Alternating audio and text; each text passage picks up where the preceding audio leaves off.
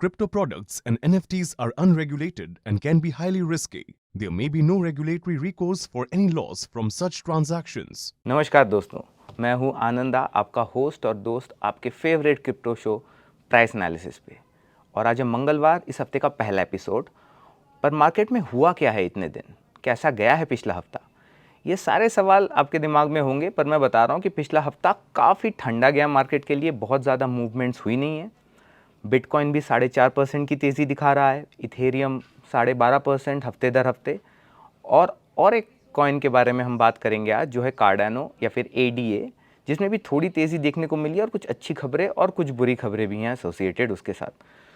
तो हम शुरू करते हैं आज का प्राइस एनालिसिस। और शुरू करने से पहले एक बार बस आपको बताना चाहता हूँ कि ग्लोबल माइक्रो इकोनॉमिक सिनेरियो जो है, उसमें US में काफ़ी जॉब्स प्रोड्यूस हो रहे हैं, जिसका मतलब है कि रिसेशन की जो हल्के प्रभाव थे वो मिटते हुए नज़र आ रहे हैं।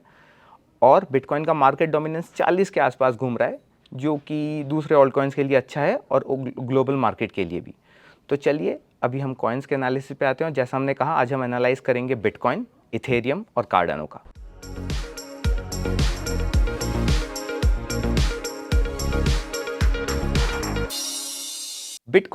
बिटकॉइन के लिए हफ्ता, जैसा मैंने कहा, 4.5% की तेज़ी और काफ़ी रेंज बाउंड हफ्ता, क्योंकि 4.5% को हम लोग बिटकॉइन की ज़बान में फ्लैट ही कहेंगे।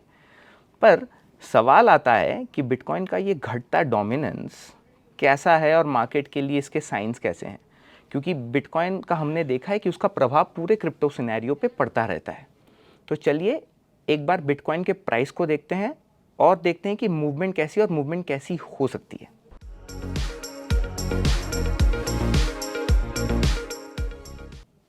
जैसा कि आप देख रहे हो, बिटकॉइन ने एक बहुत इंटरेस्टिंग सा इन्वर्टेड फ्लैग और पोल पैटर्न बनाया है।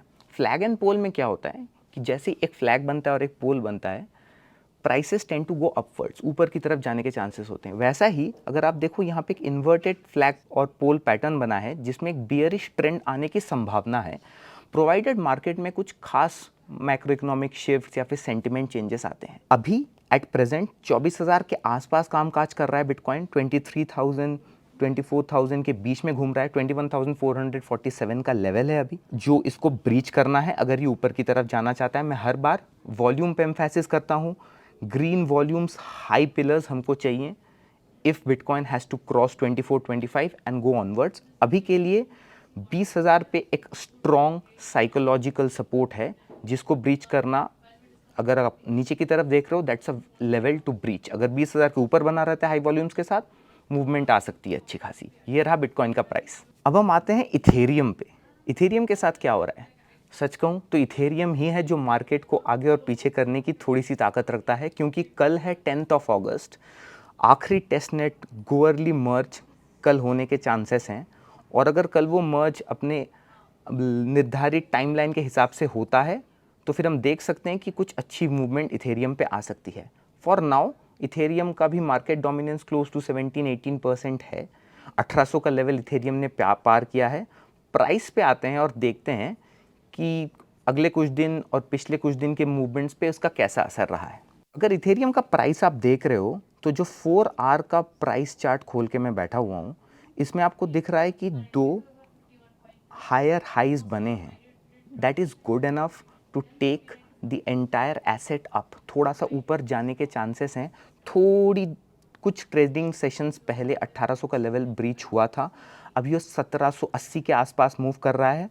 अगर कल मर्ज अपने निर्धारित टाइमलाइन के अनुसार होता है, तो हम देख सकते हैं कि 1800 के ऊपर हाई वॉल्यूम्स के आते ही इथेरियम ऊपर की तरफ मूव करे। अगर नीचे की तरफ जाता है, मार्केट में थोड़ा सा इधर उधर की थोड़ी सी मूवमेंट्स आती हैं, मर्ज अपने हिसाब से नहीं होता है, फिर मर्ज स्टेबल नहीं होता है, तो आप देख सकते हो कि थोड़ा सा डाउन जाए, पर स्टिल 1700 पे एक अच्छा खासा सपोर्ट है। ये देखिए 1693 का जो लेवल मैंने मार्क किया, उसके बाद 1588, 1433, तो काफ़ी सपोर्ट लाइन से इथेरियम के पास, तो उतनी डरने की बात नहीं है। अभी let's keep looking forward with Ethereum, और संभावनाएं सही लग रही हैं। अब चलते हैं कार्डानो पे। पर कार्डानो की बात आज हम क्यों कर रहे हैं? कार्डानो या फिर ADA, इसकी बात हम इसलिए कर रहे हैं क्योंकि हाल ही में कुछ घंटों पहले कार्डानो या फिर ADA ने BUSD, जो कि एक स्टेबल कॉइन है, उसको फ्लिप करके 7th पोजीशन हासिल कर लिया है in terms of market cap. Market cap positions तो चेंज होते रहते हैं, पर अहेड ऑफ वेसिल फोक जो कि कार्डानो का एक अपकमिंग काफ़ी एस्पिरेशनल अपग्रेड है, उससे पहले ये movement looks good for the Cardano. पर हाँ, एक थोड़ी सी कम अच्छी खबर ये है कि मार्क क्यूबन जो कि बिलियनर इन्वेस्टर रहे हैं शार्क टैंक से एसोसिएटेड, अगर आप जानते हो उन्हें, तो उन्होंने कार्डानो को थोड़ा सा क्रिटिसाइज़ किया और काइंड ऑफ डॉज कॉइन के साथ कंपेयर किया है। पर अकॉर्डिंग टू अस और अकॉर्डिंग टू मी रैदर, ये कंपैरिजंस मुझे उतने सही नहीं लगते, because doge coin is a meme coin and Cardano is a very strong smart contract platform. देखते हैं प्राइसेस पे कैसा असर रहा है स्टेटमेंट का और पिछले हफ्ते का। If you look at Cardano's chart, तो देखो एक असेंडिंग ब्रॉडनिंग वेज पैटर्न बन रहा है, जो कि बियरिश भी हो सकता है, बुलिश भी हो सकता है, depending on the market sentiments. तो एक कार्डानो के सारे अपग्रेड्स और बाकी चीज़ें भी सही होती हैं और ये ऊपर का ट्रेंड लाइन तोड़ता है। अभी ये 53 सेंट्स के आसपास कामकाज कर रहा है, पर अगर ये 54 का रेजिस्टेंस, ये 53.9, 54 सेंट्स का रेजिस्टेंस तोड़ के ऊपर की तरफ जाता है, तो आप इसको 60-70 सेंट्स तक जाते हुए भी देख सकते हो। पर हाँ, अगर अपडेट्स डिले होते हैं और थोड़ा सा नीचे आता है Cardano, you can expect it to go down to 52 cents, 50 cents. पर मैं बहुत ज़्यादा पेसिमिस्टिक नहीं हूँ कार्डानो को लेके, because it's a very innovative smart contract platform. कुछ दिन पहले तो इसको इथेरियम किलर भी बोल रहे थे, मैं वहाँ तक नहीं जाऊँगा, पर I would say it has got strong chances to be a development genius, if not like Ethereum, close to Ethereum। और ये रहा प्राइस एनालिसिस का पार्ट। अब हम आते हैं एक बहुत इंटरेस्टिंग पार्ट पे, जो हम हर हफ्ते इंट्रोड्यूस करते आ रहे हैं।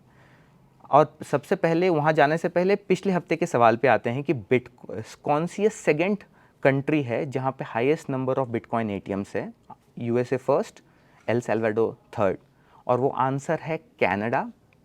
और कनाडा काफ़ी सही जवाब आए हैं, पर जिसने सबसे पहले सही जवाब दिया है उनका नाम नीचे, कॉन्ग्रेचुलेशंस। एंड आप सवाल का जवाब ऐसे ही देते रहिए। और आज के इंटरेस्टिंग फैक्ट पे आते हैं।